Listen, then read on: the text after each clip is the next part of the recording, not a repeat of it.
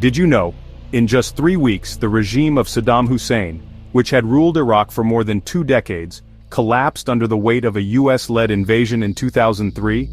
But what seemed like a swift victory would spiral into a long, chaotic, and costly aftermath that changed the region and the world forever. Let's rewind. In March 2003, the United States, backed by the United Kingdom and a handful of allies, launched a massive military operation against Iraq. The stated reasons? Weapons of mass destruction, WMDs, which were never actually found, and the promise of liberating the Iraqi people from a brutal dictator. The opening salvo shock and awe, a barrage of airstrikes meant to break the Iraqi army's will to fight, and on the ground, coalition forces pushed quickly into Baghdad, toppling statues and seizing the capital in less than a month. The world watched it all live on TV. But here's where it gets messy. With Saddam gone, what next?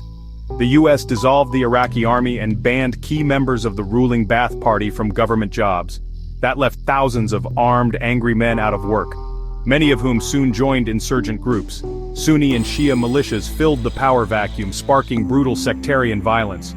The streets of Baghdad, once bustling, became war zones. Car bombs and kidnappings became daily news. The US tried rebuilding Iraq, new government, new police, new constitution, but corruption and violence undermined every step. By 2006, the country was teetering on civil war. American and British troops found themselves fighting not just remnants of Saddam's forces, but also Al-Qaeda, militias, and angry civilians. Millions of Iraqis fled their homes.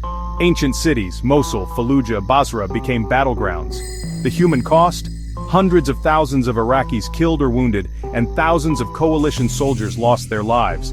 The financial cost? Trillions of dollars. And the ripple effects? The chaos in Iraq gave rise to new extremist groups, most notably ISIS. The invasion reshaped Middle Eastern politics and global alliances, and for many changed the way the world looks at war and intervention.